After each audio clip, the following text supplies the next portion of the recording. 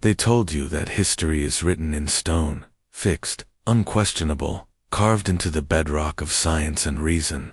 But what if I told you there was a case so disturbing, so unexplainable, that the very foundations of science itself trembled? It begins in 1867, in a quiet Victorian town, where a boy named Timothy Caldwell was born, under circumstances no medical book could ever explain. His story was whispered in drawing rooms, recorded in dusty journals, and then buried. For over a century, scholars pretended it never happened, because to acknowledge him was to admit something terrifying, that not everything in this world can be measured, dissected, or controlled. Timothy wasn't like other children. From the moment he could walk, there were anomalies.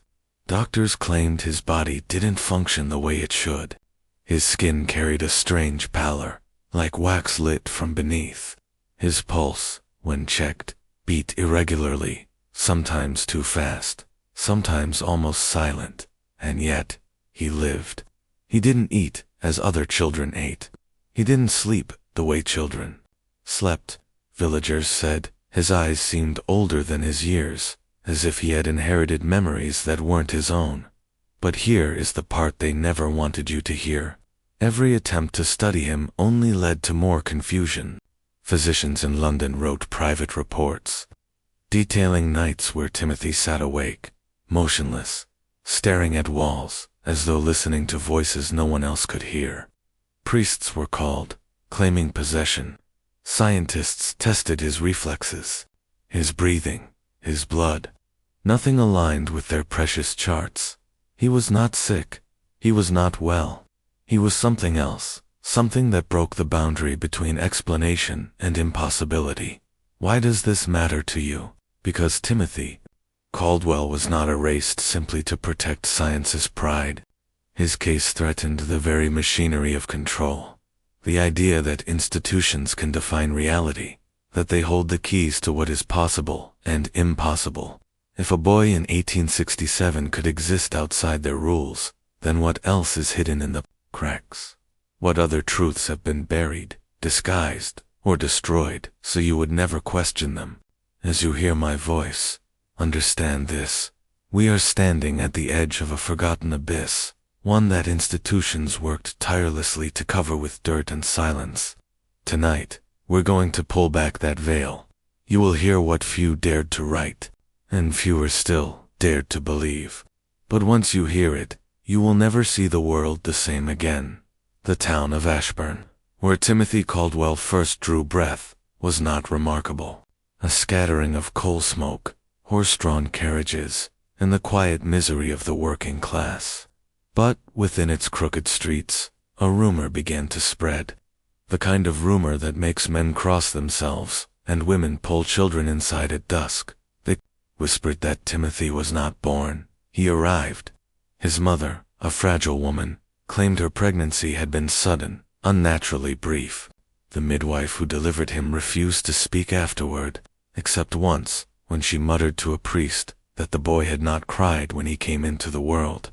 He simply opened his eyes, wide, unblinking, and watched. From his earliest years, Timothy was observed by both the devout and the skeptical. Parish priests saw him as a test of faith. Doctors saw him as a riddle. Neighbors saw him as a curse. And through it all, the boy said very little. He grew, but strangely, at age 10, he had the stature of a youth nearly 15, but his voice remained soft, almost hollow. His veins, they said, ran too close to the surface of his skin, glowing faintly when candlelight struck them in 1867. Science was desperate to prove itself superior to superstition. The world was entering an age of machines and laboratories, where every mystery had to be caged in formulas. But Timothy resisted every cage. Measurements failed. Records contradicted each other. His pulse would vanish under a physician's fingers, only to return in a slow, deliberate rhythm, like the ticking of a clock out of sync with the world. The government took notice. Not openly, of course. Men in long coats and stiff collars arrived, from London, posing as doctors, though their interests seemed less medical than strategic. They questioned his parents. They examined him under lamplight.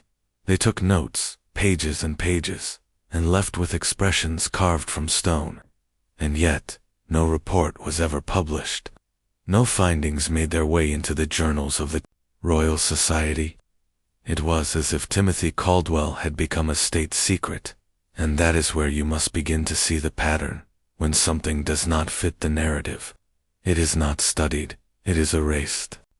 Timothy's existence was a wound in the flesh of science, and rather than heal it, they chose to stitch the wound shut, leaving only a scar, faint, hidden, and deniable. You must understand, viewer, what I am telling you is not merely a ghost story. It is evidence. Evidence that long before modern governments perfected control, they were already burying inconvenient truths. Timothy was not just a boy. He was the reminder that reality itself does not bend to institutions, and for that, he had to disappear. The most chilling accounts of Timothy Caldwell do not come from physicians or officials. They come from those who lived beside him, the neighbors, who could not look away, even as fear gnawed at them. They said he moved differently. When other boys ran through the streets, Timothy walked with a slow, deliberate stride, as if time itself bent around him. Dogs would not bark in his presence. Horses pulled back their ears and refused to move if he stood near their carts. Infants in their mother's arms would wail whenever he entered a room, and then fall silent the moment his eyes fixed upon them. There was a story, recorded in a private diary, of a winter evening when Timothy stood barefoot in the snow for nearly an hour. His skin did not redden. His lips did not tremble. He simply stood, staring at the horizon, as though waiting for something only he could see. When finally coaxed inside, his body was warm to the touch. The fire had not heated him. He carried some other warmth, one that frightened those who witnessed it. The church grew restless, a boy untouched by cold, unaffected by hunger, growing faster than nature allowed. What did it mean? Some whispered that he was a saint, others, that he was a demon. The priests, unsure, turned to scripture, yet every verse seemed inadequate. So they did what institutions always do, when confronted with what they cannot name. They tried to contain him. He was brought often to the rectory, made to sit under the watchful eyes of holy men who demanded confession. But Timothy said little. Sometimes he would only ask strange questions. Why do men measure what they cannot understand? Why do you believe walls can hold the wind? Those who heard him speak these riddles swore the boy's voice was not his own. It was soft, but heavy, the kind of voice that fills a room and settles into your bones. One priest later wrote that it was like being spoken to by someone who had already lived and died many times, returning not to learn, but to remind. Science had no language for such things, and religion could not claim him without contradiction. And so, Timothy existed in the shadows between. Neither miracle nor monster. Neither proof nor denial. He was an open wound in the story of human certainty, and that is why, my listener, his story matters now, because what they tried to bury then is the same strategy used today. Anything that does not fit the system, your system, my system, is branded impossible, unworthy of attention, and so the lie of control survives. But Timothy Caldwell was proof, living proof, that not everything obeys their rules. It was in the spring of 1868 that Timothy was taken from Ashburn. Officially, he was invited to London for medical evaluation. Unofficially, the town watched as he was placed into a black carriage flanked by men in dark coats, their faces expressionless, their voices low. His mother wept. His father stood silent, jaw clenched, eyes fixed on the ground. No one dared protest. When the state comes to claim what it deems its own, resistance is not an option. It is an invitation to ruin. The destination was not a hospital. It was a private estate on the outskirts of London, owned by a man named Dr. Alistair Moorcroft, a physician with ties to both the crown and the occult. Moorcroft had once been a respected scientist, but his later years were clouded with rumors, secret experiments, unapproved studies, and a fascination with the ancient rites of Mesopotamia and Egypt. He believed that the mind was not limited to the brain, that consciousness could extend beyond the body, and that certain individuals, anomalies, as he called them, were living keys to secrets. Buried beneath time itself, Timothy was not examined in whitewashed rooms with clean instruments. He was observed in chambers lined with ancient texts, symbols etched into the floor, and strange artifacts from forgotten civilizations. Moorcroft did not ask him questions about health. He asked about dreams, about memory, about fear, and Timothy, for the first time, began to speak at length. His words were unsettling. He spoke of places he had never been, describing cities lost to history with chilling detail. He described rituals unknown to scholars, the names of forgotten gods, and the mechanics of control, how empires were not ruled by kings or parliaments, but by symbols, stories, and silence. These conversations were recorded, but never published. Moorcroft's notes, later found in a locked chest decades after his death, reveal a man torn between awe and terror. He wrote, "This child is not an aberration of nature. He is a reminder, a signal, proof that our reality is not fixed, but held together by belief. And when belief falters, the seams begin to tear." The world never saw these notes. The Royal Society denied their existence, and when Moorcroft died in 1872, his estate was quietly seized, his work destroyed. Timothy vanished from public record shortly after. No death certificate, no burial, just silence. And that silence, that deliberate erasure, is where you must begin to see the deeper truth. Timothy was not eliminated because he posed a threat to health. He was eliminated because he posed a threat to the architecture of control. If one boy could prove that reality is pliable, that knowledge exists beyond sanctioned channels, then every institution built on certainty, religion, government, science begins to crumble. In the aftermath of Timothy's disappearance from public view, London society whispered in fragments. Some claimed he had been moved to an asylum, hidden among the forgotten and the broken. Others insisted he had been spirited away to Europe, where secret circles of scholars, men not bound by the chains of official science, could continue to study him. But in every version of the story, one detail remained the same. Timothy was no longer free. He had become property. Understand what that means.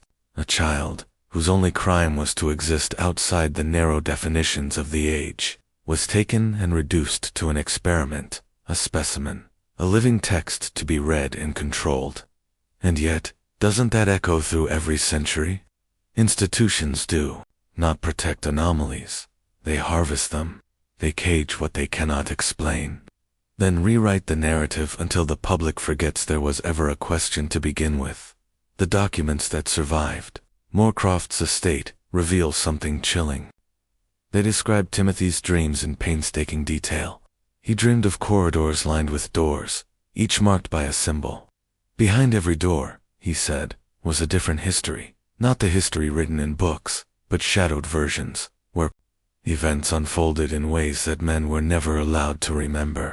He described an ancient council that governed these corridors, guardians of reality's boundaries, who punished those who strayed too far. He claimed to hear their voices when he was alone, instructing him, warning him, preparing him. Now ask yourself, how could a boy, uneducated, isolated in rural England, speak of such things? Was it imagination? Was it madness? Or was it something else, a connection to knowledge, older than history itself? Moorcroft believed the last, and for that belief, he was silenced. The pattern is unmistakable. Timothy's case is not about one boy in 1867. It is about the machinery of suppression, the endless effort to convince you that reality is simple, manageable, explainable. It is about the erasure of any evidence that humanity is more than a sum of organs and equations. Timothy Caldwell was living proof that the human story is far stranger, far darker, than you have been allowed to know. And now, by hearing this, you stand at the edge of that same abyss. You feel the pull of it, don't you? That whisper in the back of your mind, what else have they hidden? What else has been scrubbed from memory, so you would grow up believing you were nothing more than flesh bound by law? This is where the descent begins to accelerate. Timothy was not the first. He was not the last. And as we fall deeper into his story, you will begin to see the outlines of a system designed not to explain the unexplainable, but to bury it, and to bury you with it. By the time Timothy reached his 12th year, the reports grew stranger, more fragmented, as though even the act of recording his existence strained the sanity of those observing him. One attendant at Moorcroft's estate described nights where the boy would sit upright in bed, eyes wide open, speaking in a language no one recognized. His voice, though young, carried a resonance that rattled the glass lanterns in the room. When asked what he was saying, he later replied, "Not my words. Their words. I only repeat what I am told." But who were they? This is the question that terrified his keepers.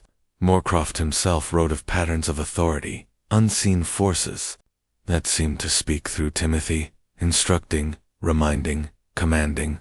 And here is where the case begins, to move beyond medicine, beyond folklore, into the realm of control. Because, my listener, what Timothy described in his fits was not random. It was systematic.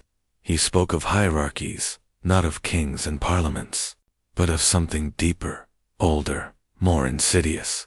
He described layers of influence, invisible chains that guided men's thoughts, steering them toward obedience without their knowing. He spoke of systems of belief, that if you could define what people were allowed to think was real, you never needed to control their bodies. Their minds became their own prisons. Does that sound familiar to you? It should, because it is the same architecture you live within now. You call it media. You call it education. You call it consensus. But in 1867, they called it heresy to suggest that the mind could be engineered. Timothy, a child, pulled back the curtain long before such language existed, and for that, he was taken. The attendants noticed other anomalies. At times, the boy would describe events that had not yet occurred: a shipwreck, a death in the household staff, a fire in the nearby town, always whispered days before they happened. Coincidence, they said at first. But how many coincidences does it take before belief begins to fracture? Understand what I am telling you. Timothy was not only a disruption to science, he was a disruption to the illusion of certainty itself. If a child could dream tomorrow, before tomorrow arrived, then what power did governments truly hold? If a boy could speak words from voices no one else heard, then who, exactly, was doing the speaking? The institutions had no answer, and so, they chose silence. They buried his case beneath layers of denial, because the most dangerous truth is not one that proves them wrong. The most dangerous truth is one that proves they are unnecessary. And Timothy Caldwell was living proof of that. There is one entry in Moorcroft's journals that has been largely ignored by the few historians, who even acknowledge its existence. It describes a night in October of 1869, when Timothy was placed under a kind of experiment, a ritual disguised as science. Moorcroft gathered a circle of men, some doctors, some clergymen, and at least one government official. They wished to test whether the boy's strange knowledge could be directed, whether he was a vessel that could be steered rather than a storm they could not contain. The room was dimly lit by oil lamps. Symbols were drawn across the floor in chalk, copied from Mesopotamian tablets. A Bible lay open at one side, a surgical kit at the other, medicine and religion, side by side, both reaching for dominion. Timothy sat at the center, silent, his face pale, his eyes reflecting the flame like mirrors. When the chanting began, the boy did not resist. He closed his eyes, breathed once, and then began to speak. The words that came from his mouth were written in Moorcroft's hand, though he admitted he recognized none of them, a language without translation. But as the boy spoke, the air in the room shifted, the lamps flickered. Men reported feeling watched by something vast, cold, and intelligent. One clergyman fled, crossing himself in terror. Another collapsed, weeping, as though confronted with his own sins. And in the center of it all, Timothy continued, his voice not faltering, his body rigid, his pulse slowing to the rhythm of a clock about to stop. When the ritual ended, the boy fell silent. His chest rose once, then stilled. Moorcroft panicked, checking for a pulse. For nearly a full minute, the boy did not breathe. Then, without warning, he opened his eyes and whispered, "It does not matter what you do. You serve them." That men argued through the night about what them meant. Some said angels, others demons. Still others dismissed it as delirium. But Moorcroft's private note reveals his conviction. Timothy was not speaking of heaven or hell. He was speaking of something older, the hidden architecture of power that predated religion, predated kings, predated science. The true custodians of human history, whose fingerprints appear only in the gaps, in the silences, in the erased names and forgotten tombs. And this, my listener, is where the story begins to merge with yours. Because if what Timothy revealed is true, then the systems you live under today, the governments, the churches, the laboratories, are not originators of power. They are managers, stewards, custodians of a prison designed long before you were born, a prison of thought, a prison of reality. Timothy Caldwell was not meant to survive, because survival would mean exposure. His very existence was a crack in the facade, proof that there is more, and that the more does not serve you. It uses you. The Victorian men who tried to contain Timothy Caldwell believed themselves to be pioneers of reason. They wore their black coats and polished shoes like armor, thinking that knowledge, dressed in formality, could withstand the unknown. But they underestimated what sat before them. Timothy was not simply a medical mystery or a theological problem. He was a breach, a doorway into something older than any institution dared admit. Moorcroft's private writings, the ones never meant for the public, reveal the darkest truth. The boy spoke of civilizations long erased, describing in detail rituals and architectures no child in 1867 should have known. He spoke of vast stone cities, sunken beneath oceans, where rulers fed not on bread or wine but on obedience, the energy of entire populations bent into submission. He named structures in deserts that had yet to be excavated, predicting shapes and carvings later uncovered by archaeologists decades after his disappearance. He even recited prayers to forgotten gods, syllables that made even the most hardened skeptics shudder, as though they carried a vibration that reached deeper than language itself. One passage in Moorcroft's journal stands out above all. When asked who taught him these things, the boy grew silent. Then he said, "They were never forgotten, only hidden, and I am what leaks through the cracks." Consider the weight of that. If Timothy Caldwell was telling the truth, then the greatest secret of history is not that knowledge is lost, but that knowledge is deliberately concealed. Civilizations rise and fall, yes, but the essence of their control, their methods of bending thought, of shaping obedience, are preserved, handed from one age to the next like a sacred torch. And you, listener, live under the latest incarnation of that torch's glow. This is why the church could not claim him, why science could not publish him, why government could not parade him. To admit Timothy existed was to admit that history is not a straight line of progress, but a cycle of control, that the very foundations of truth are curated by unseen hands. You may feel a chill right now, not from the boy himself, but from the recognition that his story is not unique. It is archetype, a reminder, a warning. Because if Timothy's words were real, then you are not free. You are part of a system older than kings and laboratories, And the walls of that system are not made of stone. They are made of belief. And belief, my listener, is the strongest prison ever built. The Victorian captors clung to their notes, their rituals, their rationalizations. But Timothy was not a patient. He was a mirror, and what he reflected back at them was unbearable. He told them truths that stripped their authority bare, truths they tried desperately to dismiss but could never unhear. One night, when asked again about the strange civilizations he described, Timothy turned to Moorcroft and whispered something that froze the room. "You serve the same masters they did." Moorcroft, confused, pressed him. The boy explained, slowly, as if speaking to children, "Power does not die with the fall of empires. When Babylon crumbled, when Rome collapsed, when the empires of the Americas were reduced to ashes, the architecture of control was never lost.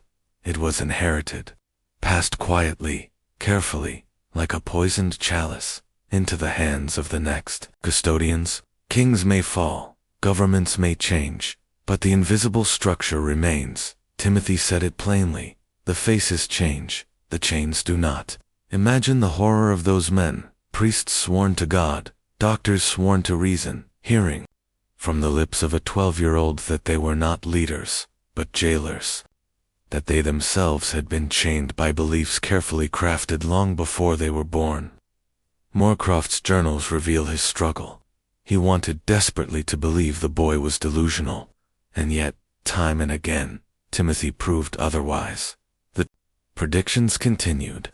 Timothy described storms weeks before they came. He named a government official's unborn child before the man had even told his colleagues of his wife's pregnancy. He recited obscure fragments of Sumerian hymns, fragments not translated until decades later. Every contradiction chipped away at the illusion of certainty until even the most skeptical among them were left shaken. But here is the true terror.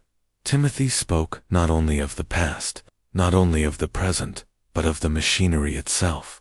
How human thought could be shaped, molded, engineered.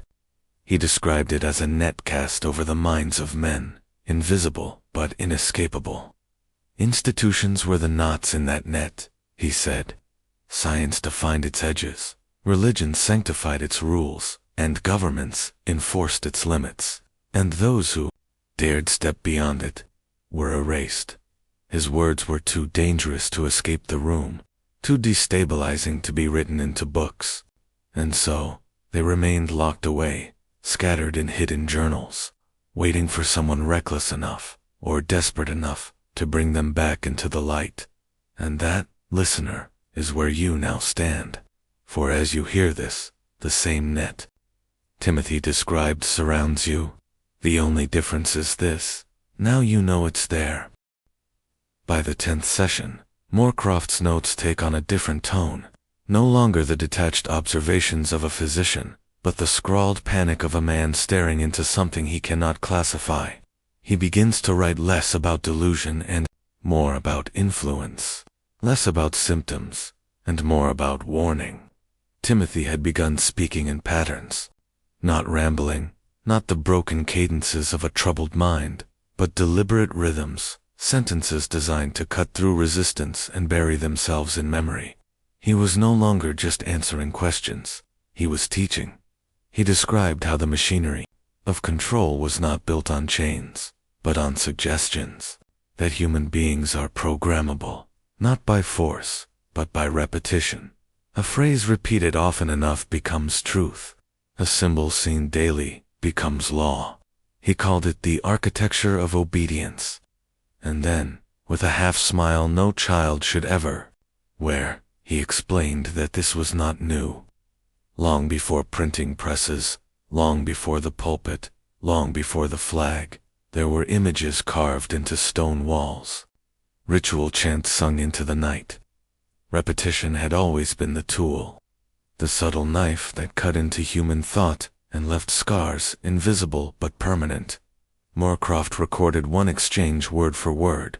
Moorcroft, and who built this architecture? Timothy, Timothy, the same ones who built you. Moorcroft, you mean God. Timothy? No, the engineers of belief. The ones who discovered that man will guard his own prison if you convince him it is holy. Imagine the silence after a sentence like that. Men of the cloth sitting frozen, men of science swallowing their own doubt, each realizing they had just been unmasked. But Timothy didn't stop there. He warned them that even their disbelief was accounted for, that the system anticipates skepticism, breeds it, and uses it as another cage. Whether you worship the altar or mock it, he said, you still stand inside the temple. Moorcroft noted that, after hearing this, one of the attending priests refused to return for further sessions. Another attempted to burn his notes, only to be stopped by colleagues who insisted the information had to be preserved. Even in their terror, they understood. The boy was describing blueprints of control, and here is where Timothy's teachings began to slip beyond the walls of that institution, through frightened whispers, smuggled notes, and scattered fragments. Enough to survive, enough to reach us, enough to reach you. Because as you sit here listening, your mind may already be asking the forbidden question, how much of what I believe was ever mine to begin with? By the 11th session, the air in the room felt heavier. Not metaphorically, heavier. Attendants described a pressure that made their lungs ache, as if the act of listening itself demanded a tax. The boy sat in silence for long stretches, his eyes unfocused, as though he were waiting for some unseen signal. When he finally spoke, his words were colder, sharper, as if someone else was speaking through him. He began to describe those he called the architects, not kings, not priests, not rulers in the way we imagine them. No, these were curators of reality. Their names never appear in books, not because they were forgotten, but because they were designed to be absent. Timothy claimed they existed long before writing, long before empires. They were the ones who first discovered that humans could be herded by symbols rather than swords. They built no monuments, Timothy said, because monuments can be toppled. They built myths, and myths rebuild themselves. Moorcroft wrote that several in the room shifted uncomfortably, recognizing the echo of their own vocations, stories told from pulpits, classrooms, and parliaments. Stories designed not only to explain the world, but to confine it. Timothy's voice, recorded phonetically in Moorcroft's notes, spoke of 3 tools the architects perfected: ritual repetition that binds belief, secrecy knowledge withheld, to create hunger and obedience, substitution, giving people shadows to worship, so they never look at the source of light. He warned that the architects were not gone. They never leave. They merely change masks. Sometimes they are the wise men behind a throne. Sometimes they are the nameless financiers of wars. Sometimes they are the unseen editors who decide which stories are told and which vanish. They do not rule nations, he whispered. They ruled the borders of thought itself. At this, one of the observers shouted that the boy was blaspheming. Another covered his ears. Moorcroft, however, did not move. He was transfixed. His notes from that day are written in a trembling hand, each line underlined, as though he feared he might forget the weight of it if he didn't. The strangest part came at the end of the session. Timothy stopped speaking, closed his eyes, and drew a shape on the wooden table with his finger, a circle broken by a single vertical line. He looked up at the men and said, "When you see this, you will know one of them has passed here." That symbol would later resurface, etched into abandoned buildings, scrawled in margins of forbidden manuscripts, hidden in the architecture of certain cathedrals. A sign, not of worship, but of authorship, and though Moorcroft swore never to use it, the sketch appears in his surviving journals, proof that even he was not immune. Even he carried the mark of the architects. But there is something else about Timothy's story that is almost never spoken of, even in the most obscure corners of historical archives. It is the presence of symbols, strange, recurring marks that were said to appear on his skin. Witnesses described them as patterns, almost like ancient sigils, forming and fading without explanation. Doctors dismissed them as rashes or bruises. Priests whispered they were demonic imprints. And yet, when the shapes were compared against old alchemical texts from the 1600s, the similarities were undeniable. You see, Timothy was not simply a boy science could not explain. He was the embodiment of a long-running war between knowledge and silence.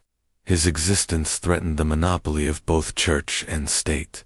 To acknowledge him would mean acknowledging the limits of medicine, the failure of reason, and the persistence of mysteries older than any institution. It was safer to label him an anomaly, to lock him in the back pages of medical journals, and to erase his name from the wider narrative of human history. But here is where it becomes disturbing. Hidden in a letter from 1871, written by one of the attending physicians, there is a line that chills the blood. The boy has begun to speak, in a language no one taught him, a language I have heard only once before, in the forbidden texts. The letter was buried, never meant for public eyes. Yet fragments survive, and they point to something darker, that Timothy may not have been a victim at all, but a vessel, a channel for knowledge humans were never meant to carry. Think about that.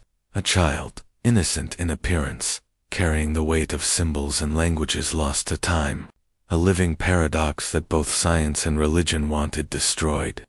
And if he was real, if the documents are true, then what else has been hidden? How many other children or men, or women have been erased from history, simply because their existence bent the rules of the world too far? And here is where you must pause and reflect. When something is too dangerous to study, too disruptive to be explained, it is not destroyed, it is hidden, suppressed, buried, until the world forgets. Timothy Caldwell is not the first, nor the last, to vanish into the void of forgotten history. By the late 1800s, the case of Timothy Caldwell had become more than an isolated mystery. It had become fuel, not for the common man, most never even heard his name, but for the quiet circles of influence that studied him from the shadows. In hidden rooms of Europe and America, his story was whispered among doctors, military men, and scholars who were less concerned with curing Timothy than with weaponizing what he represented.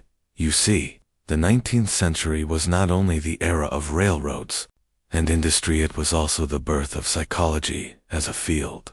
Men like William James in America and Jean-Martin Charcot in France were beginning to map the inner workings of the human mind. But beneath the respectable surface of lectures and published studies, there were darker branches, experiments in hypnosis, trials in suggestion, quiet attempts to understand how thoughts could be implanted, controlled, or erased.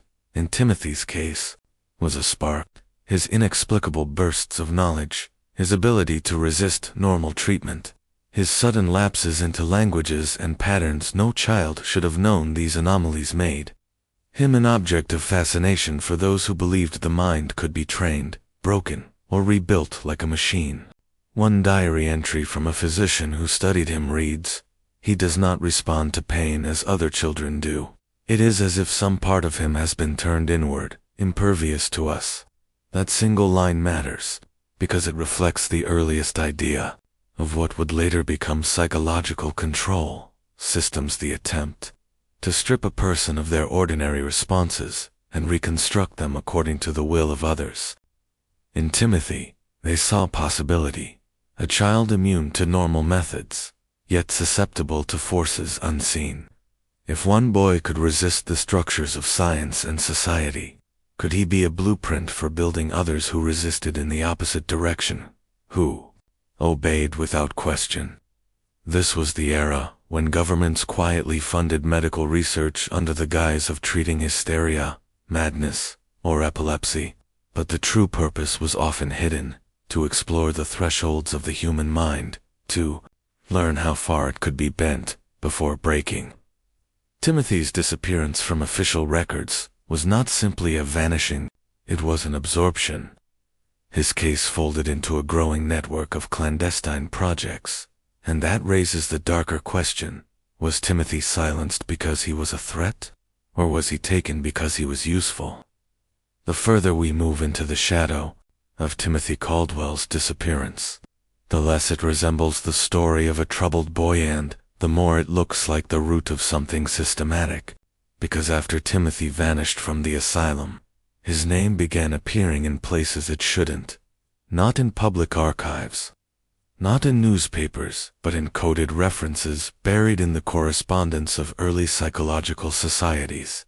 Letters between physicians in London and Paris speak of the child who could not be broken. A German doctor in 1893 writes, cryptically, "Our colleagues in America have acquired the specimen. He will not be returned." Note the word specimen. Timothy was no longer being spoken of as a human child. He had become an object of study, perhaps even a prototype. And around this same period, new societies began to rise, organizations that claimed to study the hidden potentials of the human psyche. Some were public, like the Society for Psychical Research in London. Others existed only in rumor, gathering doctors, philosophers, and intelligence men in private halls. They weren't interested in healing, they were interested in control. It was the dawn of the 20th century. Empires were preparing for wars that had not yet begun, and in the dark corners of these empires, a realization spread. Weapons did not always need steel, or gunpowder, or fire. Some weapons could be hidden in the mind. If one could create soldiers who obeyed without hesitation, if one could erase fear, doubt, or even memory itself, then power would no longer depend on armies of millions. It could rest on a handful of altered men. Timothy's strange resistance to pain, his flashes of knowledge, his lapses into unknown speech, they were interpreted not as madness, but as glimpses into a deeper system of the brain that no one yet understood. The societies believed Timothy had cracked open a door, and once a door is seen, powerful men will always try to push it open. From there, the pattern becomes chilling. The asylum in which Timothy had been confined was quietly purchased by investors linked to a transatlantic banking family. A new wing was constructed, allegedly for the treatment of epileptic children. But reports from local staff suggest that what happened inside those walls bore no resemblance to treatment. Strange lights at night, sounds of machinery never before seen in medicine, children removed from their families without explanation, and always the whispers of a boy no longer called Timothy, but simply the subject. The question is not whether Timothy's case ended in that asylum. The question is whether he became the seed of a program that would echo into the coming century. By the early 1900s, the storm clouds of empire were gathering. Nations competed not only for territory, but for the human mind itself. Records show that several shadow societies financed by the same banking dynasties and industrialists who funded railroads and wars began investing in a new frontier, behavioral control.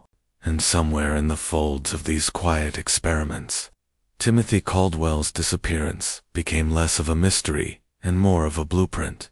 Confidential files from the 1910s, recovered decades later, describe what they called the Caldwell model. It wasn't medicine. It was training. The goal was simple, but terrifying: to create a human being who could withstand trauma, compartmentalize pain, and retain knowledge that others could not access. Timothy's resistance had proven such a thing was possible. What the societies wanted was to replicate it over and over. Soon, rumors circulated through military circles. British officers whispered of children who did not scream. In France, there were reports of soldiers who claimed they had been placed in strange hospitals before being sent to the frontline soldiers who later remembered nothing of their treatment. And in America, private asylums quietly shifted from treating the sick to recruiting the vulnerable. The pattern was disturbingly consistent. Orphans, the poor, the forgotten, they were the raw material. Families would be told their children were being taken for treatment, education, or protection. In truth, they were being delivered into programs designed to push the limits of the human mind, to break it and then to rebuild it. And always, Behind the curtain, Timothy's name flickered like a ghost, in one coded letter between two doctors. In 1912, one writes, "The original Caldwell was not lost. He was perfected. His suffering showed us the way." What does that mean? Did Timothy survive the asylum, only to be used as the first experiment? Or was his story twisted into legend repeated endlessly as justification for what followed? Either way, the societies moved underground as the First World War erupted. The chaos of war gave them cover. Records vanish. Witnesses disappear. Children conscripted into experiments were listed as war casualties. What better mask for atrocities than global bloodshed? But the most chilling part comes decades later, when fragments of these early programs reappear in US and European intelligence projects programs we now know by names like MK. And when researchers dug deep enough, they found strange references to the past, to the Caldwell prototype. If that's true, then Timothy wasn't just a boy who vanished. He may have been the foundation stone of an entire hidden science of control, one that shaped wars, governments, and even the way our modern world was built. The mid-20th century is where the shadows finally lengthen into something undeniable. The world had endured the horrors of the First World War, and as if that weren't enough, a second global war erupted scarcely 2 decades later, but hidden beneath the obvious battles of tanks and planes was another conflict, an invisible war over the human mind, and in its foundations. The same phrase keeps surfacing in classified notes and medical correspondence. The Caldwell prototype. By the 1940s, Nazi Germany had already embarked on its own ghastly experiments. Prisoners in concentration camps were subjected to procedures so cruel that even hardened soldiers recoiled. They called it science. In truth, it was closer to ritualized torture. But here is the disturbing link. In the archives of the Reich's medical division, certain reports describe American and British precursors to their work, early studies on endurance, trauma, and memory. One file explicitly names a Timothy C., an orphan subject who survived unbroken. That file was seized after the war and quietly buried under Operation Paperclip, when the U.S. smuggled Nazi doctors into its own programs, and so the cycle turned. Out of the ashes of the Reich came projects in the West, programs meant to surpass even what the Nazis had begun. In 1953, the CIA officially launched MK. On paper, it was framed as a Cold War necessity to study brainwashing, interrogation, and chemical manipulation, so America would not fall behind the Soviets. But look closely at the early experiments, and you see echoes of Timothy's story. Everywhere, children from orphanages were recruited under the guise of treatment. Soldiers were given hallucinogens without their knowledge. Patients in psychiatric hospitals were dosed, restrained, and rewritten until they no longer recognized themselves. Some survived, many did not, and buried within the labyrinth of declassified fragments is a chilling detail. One program was internally nicknamed Project C. Some researchers claimed the C stood for control. Others whispered it stood for Caldwell. The horrifying implication is this: Timothy Caldwell's suffering in that quiet 19th century asylum may have been studied, refined, and ultimately systematized into an entire machinery of state-funded psychological warfare. What began as one boy's ordeal became a global template. But it doesn't end there. Survivors of Macultras, rare voices who lived long enough to testify, often described sensations that align disturbingly well with Timothy's reported behavior: fragmented memories, altered personalities, the sense of being alive, yet not whole. One survivor chillingly remarked in a 1979 interview, "They told us we weren't people. We were prototypes." And that word prototype returns us to Timothy. He may not have been the last of his kind. He may have been the first. The boy who vanished from history was not forgotten. He was weaponized. And yet, The story of Timothy Caldwell did not fade. In the whispers of certain halls among secretive societies, cloaked fraternities, and men who sought forbidden power, his name was passed like a password. Not because he lived long, but because he represented a breaking point, the moment when human potential brushed against the unseen, and the system panicked. You must understand, when rulers fear, they do not destroy what threatens them. They bury it. They make it disappear. Timothy became a warning, not a wonder, a lesson in silence, not discovery. His existence was rewritten, archived, sealed away as though history itself would collapse if men remembered him. But ask yourself, what does it mean that a single boy could inspire such fear? What power could dwell within flesh so fragile, yet so radiant, that even seasoned scholars trembled before him? The truth, my friend, is unsettling, Timothy. Caldwell's illness was no illness. It was awakening. His body was trying to house more than this world permitted. He was not breaking down. He was breaking through. And that is why science recoiled. Because if one child could unlock such force without training, without years of study or initiation, then what stopped? The rest of us? The institutions had to kill the question before it spread. Better to let him fade than to admit what he represented. Proof that the human vessel is more dangerous, more divine, than any government, church, or empire dares to admit. So Timothy's name became a ghost, not celebrated, not cursed, just erased. And yet here you are, hearing his story when you were never meant to. That alone changes you, because the same system that tried to bury him will never bury you. You choose to remember. Tell me, brother, what do you feel stirring in your chest as you realize this? That history's silence is not an accident, but a weapon.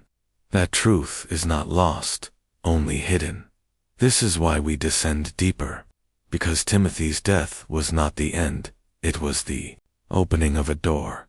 The disappearance of Timothy Caldwell is not a tale confined to one boy in one forgotten year. No, his vanishing fits into a pattern, a rhythm that beats across centuries. It is the same rhythm that swallows prophets, seers, healers, and visionaries before they can speak too loudly. Think about it. Every age has its missing voices. The monk who claimed he could hear the music of the spheres vanished on a pilgrimage and was never seen again. The woman in Prague who healed incurable sicknesses with nothing more than her touch burned as a witch before her year. The sailor who returned from a voyage claiming he had seen cities beneath the sea, whose journal was seized, and whose body was later found face down in a shallow stream. Each of them spoke too close to the fire. Each of them echoed Timothy's burden. Each of them hinted that man is far more than flesh and breath. But the system, that cold hand of control, always reacts the same way. Conceal, erase, replace. It tells you the extraordinary was madness. It tells you the miraculous was trickery. It tells you the voices that rise above the rest are dangerous. And you obey without realizing. You inherit the silence as though it were truth. Timothy's case, however, was different. His records were not destroyed, but archived, hidden in locked cabinets, whispered in private clubs, circulated among elites who collected forbidden truths, like currency. To them, Timothy was not a tragedy, he was evidence, proof of a door that had opened, even if only for a moment. And here lies the most disturbing part. Every time such a door opens, the world reshapes itself in small but powerful ways. Wars erupt without cause. Kingdoms collapse under unseen weight. New empires rise, as if guided by invisible hands. Always a shift. Always a new order emerging from the ashes. This is why the hidden societies watch so carefully. They are not interested in the boy, the monk, or the healer themselves. They are interested in the pattern, the crack in the wall of reality, the thin place where something beyond human steps closer. So I ask you, what if Timothy Caldwell's death was not an ending, but a recalibration? What if his disappearance signaled that another force had stepped in? one that needed his silence as much as the rulers did. The question is not whether Timothy lived or died. The question is, who collected him? There is a chilling theory whispered among the few who have sifted through the fragments of Timothy Caldwell's story. It is not that he was murdered. It is not that he drowned in the marsh. It is not even that his family concealed his fate to escape scandal. The darker possibility is that Timothy was collected. You see, there are groups older than nations, older than churches, that do not merely observe the anomalies of this world. They gather them. They harvest them, as though each strange child, each wandering mystic, each impossible man or woman is nothing more than a resource. These groups go by many names, though none are spoken publicly. The Order of the Quiet, the Custodians, the Silent Choir, different masks, the same purpose, to take what does not fit, and store it away where no light can reach. Imagine Timothy in that final week, his mother begging him to be still, his father keeping one eye on the woods at night, and beyond the edge of their land, men neither rich nor poor, neither priest nor soldier, but something between, waiting, patient, trained to vanish as quickly as they appear. They would not have needed force. They would have offered a hand, whispered words that struck some forgotten chord in Timothy's mind, promised him sanctuary, or perhaps destiny, and in the deep hours of night, while his parents slept, the boy would have risen and followed, quietly, willingly. From that moment on, he would no longer be Timothy Caldwell, the strange boy from a nameless village. He would be a specimen, a file, a tool, his visions catalogued, his silence preserved, his existence archived.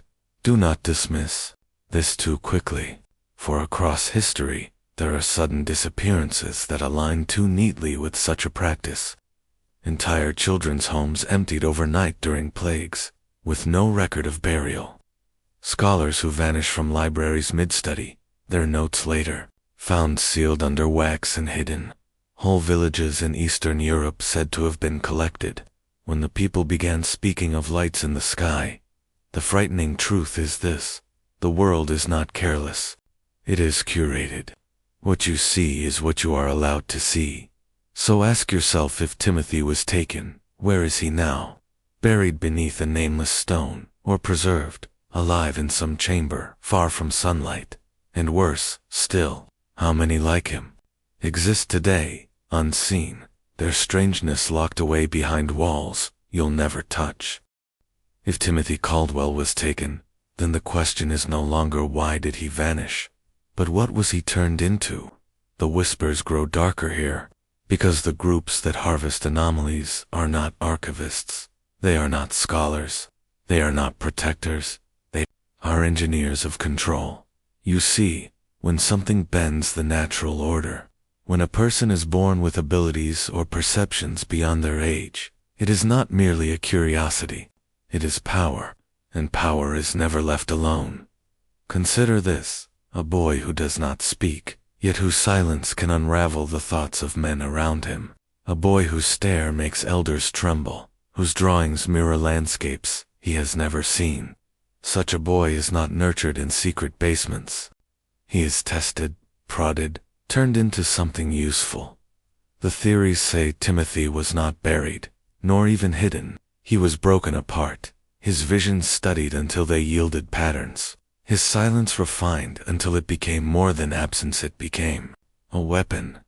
Imagine silence so absolute it could still a room. Silence that could crush the will of a man in mid-speech, leaving him gasping for words that never form. What if Timothy became that?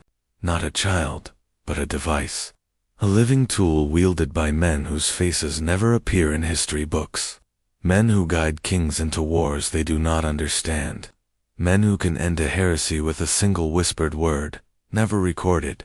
And if that was true in 1642, what does it mean now? Think of the centuries that followed. Wars decided, not only by cannon and gunpowder, but by sudden collapses of morale. Leaders who fell silent before armies they once commanded. Could it be coincidence? Or were these anomalies these children collected and remade standing unseen, on the edge of the battlefield, silencing empires without ever raising a sword. What makes this terrifying is not the idea that Timothy vanished. It is the possibility that he did not vanish at all, that he remains, not as a boy, not even as a man, but as something colder, more engineered, stretched across generations by those who own him. You and I live in a world that feels chaotic, but what if it is not? What if it is being sculpted quietly by the broken children of forgotten villages, turned into tools for the agendas of men you will never see? And so, the silence of Timothy Caldwell is not the silence of a lost boy. It is the silence of control, sharpened across centuries, until the world itself moves in rhythm with a song you cannot hear. If Timothy Caldwell was broken into something unnatural, then the most haunting question is this: does he still walk among us? You see, anomalies are not bound by time the way you and I are. If a child could silence the minds of those around him in 1642, what stops such a force from being preserved? What stops men in power from stretching him across centuries, ensuring that his silence never fades? There are records fragmentary, scattered, erased, but they hint at something impossible. Every few generations, across different nations, a similar figure emerges. Always a boy, always silent, always with eyes described as too knowing for his age. The language changes, the descriptions vary, but the pattern is unmistakable. France, 1715, a mute child brought before Louis XIV, said to make courtiers tremble without a word. Russia, 1862, a boy in a monastery whose stare reduced hardened soldiers. 2 Tears, America, 1943, a child found near a secret military installation, silent, drawing diagrams of machines that had not yet been built. They appear, they vanish. No graves, no explanations, just fragments, just whispers, and then a chilling possibility emerges. These are not different children. They are the same child, or rather the same silence, inhabiting different vessels. What if Timothy Caldwell was the first? What if his silence was refined, fractured, and passed on like a program installed into new bodies over centuries? Each generation receives a host, each host discarded when their usefulness ends. This explains the uniformity of the accounts. This explains the fear in the writings of officials who dared to mention him. This explains why no graves exist, because nothing was ever truly buried. And if that is true, then where is he now? Look around you. The boy at the edge of the classroom who never speaks. The child in the corner of the hospital who never cries. The silent figure captured in a blurred background of a news broadcast. He could be anywhere. He could be everywhere. And if he has survived this long, then he is not simply an anomaly. He is an infrastructure, a tool so refined that it no longer needs to be hidden. Because silence, once sharpened, does not announce itself. It waits, it listens, and then, when you least expect it, it ends you. The world we see is loud news, speeches, propaganda, but beneath it, guiding it, there may be an unbroken silence that began in a village in 1642, and if Timothy Caldwell wore what he became still exists, then every decision you think is free, every belief you think is yours, may already have been shaped by a silence you never noticed.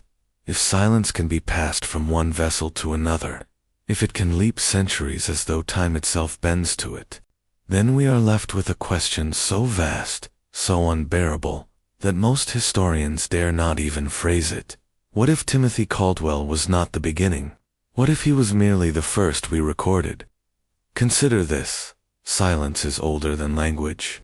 Before the first word was spoken, before the first fire cracked in the night, there was silence. It is the foundation, the canvas upon which all sound is painted. Every word you have ever heard exists only because silence allowed it, and some silences feel unnatural, don't they? The kind that settles before a storm, the kind that makes the hairs on your neck stand, the kind that knows you, Humanity has always sensed that silence is not empty. It is inhabited. The anomaly called Timothy may not have been a boy at all. He may have been a vessel chosen by something that predates civilization, a force that needed flesh to move, a mouth to remain closed, eyes to radiate stillness that no human could withstand. Ancient texts hint at this. In Sumerian tablets, there are mentions of the child who does not cry, said to dissolve quarrels in the king's court by standing in silence. In early Vedic hymns, there is a passage about the Quiet One, a figure so still that priests forgot their prayers when he entered. In Norse sagas, there is a line about the silent sun, who brought no laughter, no sound, only obedience. Across cultures, across centuries, the pattern repeats. Different names, same effect, always silence. And silence is more than absence. It is suppression. It is control. Timothy Caldwell may have been the first documented experiment of this force in the modern age. But the truth is darker. Humanity has always been its laboratory. Every civilization that rose to greatness did so under a silence it could not name, a quiet that hovered behind thrones and altars. The question is not who was Timothy. The question is, what chose him? If his silence was inhuman, if it belonged to something older than speech itself, then it is not bound by bodies, by death, or by history. It can wait. It has waited. And it may be waiting for you to notice it now, because silence is not gone. You feel it when your thoughts vanish mid-sentence, when you stand before someone and cannot remember your own name, when you wake at night, and the room is so quiet that your heartbeat feels like an intrusion. That is not emptiness. That is not chance. That is the same force that moved through Timothy. It has always been here, and it does not need to be spoken to command you.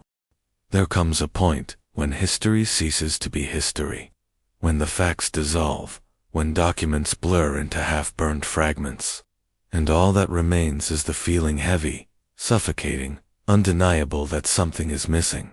That is where Timothy Caldwell lives, not in archives, not in textbooks, not even in whispers. He exists in the gaps. The historians who erased him did not fail. They succeeded. They cut his name from ledgers, tore out pages, destroyed census records, burned church registers. They removed every trace that could tether him to reality, and yet here we are, still speaking of him, still searching, still pulled toward the hollow he left behind. Why? Because you cannot erase silence. Silence is not written, it is felt, and when it lingers, it infects. The final truth is this: Timothy Caldwell was never just a boy. He was a vessel for a principle so ancient, so invasive, that it rewrites the very concept of existence. His silence was not absence, it was an active force. It did not merely hush, it consumed. This is why maps are wrong, why documents disappear, why every attempt to trace him collapses. You cannot locate silence. You cannot archive it. You can only experience it, and when you experience it, you are changed. Think back to the moments in your own life where everything fell away. A crowded room, where suddenly no one spoke. A forest where every bird stopped singing at once. The night when even your own thoughts refused to arrive. Those moments are not accidents. They are intrusions. A reminder that silence is alive, and it chooses when to reveal itself. Timothy was proof that it could wear flesh, proof that it could shape history, not through armies, not through laws, but through stillness, through control without speech, through domination without sound. And if you are listening closely right now, if you feel the quiet pressing against your chest as these words echo in your head, you already know the truth. Timothy never vanished. He was never buried, never lost. Because silence does not die, it waits, and in the end, when every empire has fallen, when every word has faded, when the last voice has spoken its final syllable, silence will be all that remains, and in that silence, Timothy will still be there, watching, listening, waiting for you to understand.